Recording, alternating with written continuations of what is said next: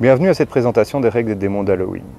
Les démons d'Halloween est un jeu de plateau à scénario où vous incarnez un démon qui vient hanter la Terre la nuit d'Halloween. Pour commencer, il faut choisir le scénario. Chaque scénario a sa propre histoire, son objectif, le plan du plateau de jeu, ses règles spécifiques et aussi un des 3 modes de jeu, chacun pour soi, collaboratif ou en équipe. Voici quelques exemples de scénarios.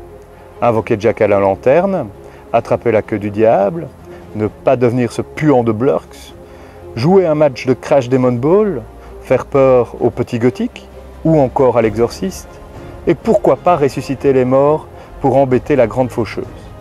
Le plateau de jeu représente le lieu que les démons vont hanter. Autour du plateau de jeu sont placées les cartes objets, 12 dés, des pions de paille et le ou les personnages non joueurs selon le scénario. Avant de se lancer dans le scénario, chaque joueur doit choisir son ou ses démons. Caroline la sorcière déjantée, Radada la sorcière maléfique, Caraspil ses démons morts bourrés, Cassie la petite démone, Moff le sorcier noir ou Solom la brute épaisse. Le matériel du démon est composé d'un pion le représentant, d'une fiche de personnage avec ses caractéristiques, de plusieurs cartes pouvoir, d'un pion tête et d'un point de paille. Le pion tête se place sur la fiche de personnage et le point de paille sur le maximum des points de vie. Les cartes pouvoirs sont étalées face visible devant le joueur. Ces pouvoirs vont permettre au démon de se déplacer plus rapidement, de combattre, envoyer des sortilèges, empêcher l'adversaire de prendre des dés lors des combats, détourner l'adversaire de son objectif et encore bien d'autres choses. Comment jouer? Les joueurs jouent à tour de rôle. Celui qui est sûr de lui, commence sa partie. Pour entrer dans le jeu, le démon se place sur le pentacle d'Halloween. Ensuite, le joueur peut utiliser toute ou une partie des actions de son personnage qui sont indiquées sur sa fiche. Toutes les actions effectuées coûtent 1 point, sauf les bonus. Tous les points dépensés lors d'un tour sont récupérés au début du prochain. Les actions vont permettre au démon de se déplacer, d'ouvrir et de fermer des portes, de prendre des objets dans des meubles, de transporter ces meubles, de lancer des pouvoirs ou même de combattre des adversaires. Les déplacements s'effectuent dans les zones orange du plateau de jeu.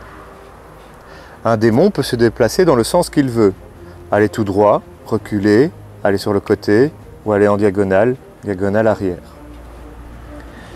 Pour passer d'une section à une autre, le démon doit se déplacer face à une porte. Utiliser un point d'action pour l'ouvrir, un autre point d'action pour la traverser, et si c'est un démon poli, un autre point d'action pour la refermer. Les démons se déplacent plus vite par l'extérieur, par les conduits de cheminée ou en glissant sur les éléments de décor. Pour glisser sur un décor, il suffit de passer sur une carte décor qui se trouve sur le plateau de jeu. Chaque carte décor est considérée comme une case. 1, 2, 3. 1, 2, 3. Pour se déplacer à l'extérieur, il faut aller jusqu'à une fenêtre ou la porte d'entrée et ensuite dépenser 1 point d'action par section traversée et terminer sa course sur une autre fenêtre ou la porte d'entrée. 1, 2. Pour emprunter les conduits de cheminée, il faut utiliser le même principe que le déplacement extérieur, mais en utilisant comme point de départ une cheminée et comme point d'arrivée une autre cheminée. 1, 2. Pour prendre un objet, il faut se déplacer sur une carte décor. Un meuble, une table, une cheminée. Et ensuite, dépenser 1 point d'action par carte objet prise dans la pioche. Le démon ne peut pas posséder plus de cartes que le nombre de points de force qu'il est indiqué sur sa fiche de personnage. Il ne peut pas non plus avoir des objets en double. Un démon peut porter également un meuble, s'il possède au moins le nombre de points de force qu'il est indiqué sur les cartes meubles. Pour le prendre, il doit se déplacer sur une case adjacente, utiliser un point d'action, le mettre sur sa fiche de personnage. Ensuite, il peut prendre des objets que contient le meuble ou le lancer en ligne de vue sur un adversaire. Un meuble fait très mal. Il donne des dégâts de la force du personnage cumulés avec le nombre indiqué sur sa carte. En général, ce coup est mortel pour la victime et la carte meuble est défaussée après avoir été utilisée. Voici le moment le plus passionnant, comment combattre. Première étape est de savoir ce que vous voulez faire à votre adversaire. Choisissez donc une action offensive que vous voulez lui faire subir, comme lancer un de vos pouvoirs, utiliser un objet, le frapper en utilisant votre force, ou encore lancer un meuble comme on vient de l'expliquer. Ensuite, positionnez votre démon par rapport à l'action que vous allez choisir. Chaque effet est décrit sur les cartes.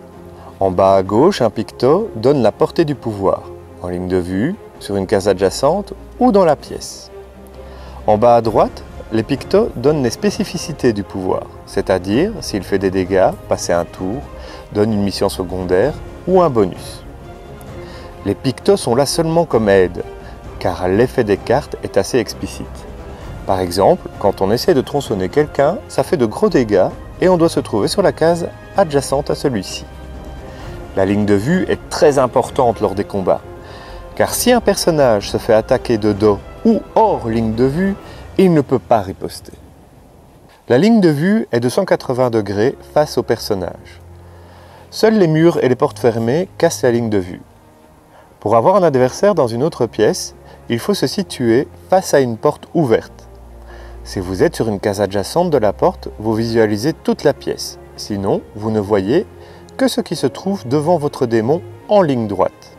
Pour lancer une attaque furtive, donc hors de la ligne de vue de l'adversaire, il faut dépenser un point d'action pour l'attaquer, choisir l'action en fonction de l'effet désiré et la lire à votre adversaire.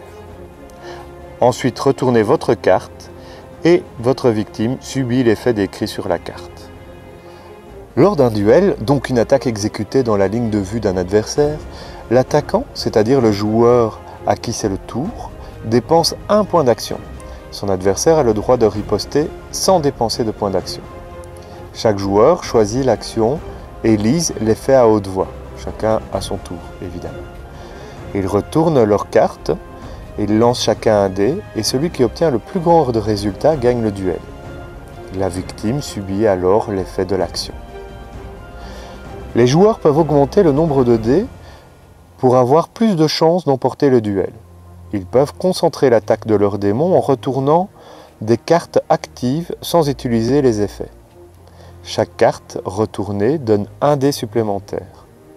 L'effet des cartes est neutralisé jusqu'au prochain tour. L'attaquant peut également utiliser la vitesse du démon en dépensant des actions pour prendre des dés supplémentaires. Une action donne un dé. Chaque joueur ne peut lancer que 6 dés maximum par attaque. Lorsque les deux joueurs ont décidé du nombre de dés qu'ils vont lancer, ils additionnent le résultat. Celui qui a le plus grand résultat gagne le duel et l'effet de son action s'exécute. Les démons d'Halloween sont immortels, mais leur enveloppe charnelle est celle d'un épouvantail rempli de paille. À chaque fois qu'un démon subit des dégâts, sa paille diminue. Lorsqu'il n'en a plus, il passe en enfer. Son pion est alors remplacé par un pion de paille. Pour le ramasser, il faut être sur une case adjacente, utiliser un point d'action et ensuite lancer un dé et augmenter du résultat du dé sur sa fiche de personnage. Le démon reviendra dans la partie au début de son prochain tour avec son nombre de points de vie de base. Il ne perd pas ses objets ou le meuble qu'il possédait. Lorsque toutes les actions sont dépensées, le démon doit se positionner. Ensuite, c'est au tour du joueur suivant. Il réactive tous ses pouvoirs en retournant les cartes qu'il a utilisées dans un tour précédent. Ensuite, il dépense ses points d'action en jouant son démon et termine son tour en se positionnant convenablement. Et ainsi de suite jusqu'au moment où un des démons a atteint l'objectif du scénario. Voilà, la présentation des règles du jeu est terminée. Maintenant, vous êtes prêts à vous lancer dans la partie et rejoindre la communauté des démons d'Halloween. Nous ferons d'autres vidéos pour vous expliquer les différents scénarios et les règles spécifiques. En attendant, n'hésitez pas à consulter notre site démons-halloween.be et visiter notre page Facebook pour voir nos différents événements. Merci de votre attention et à tout bientôt pour de nouvelles aventures.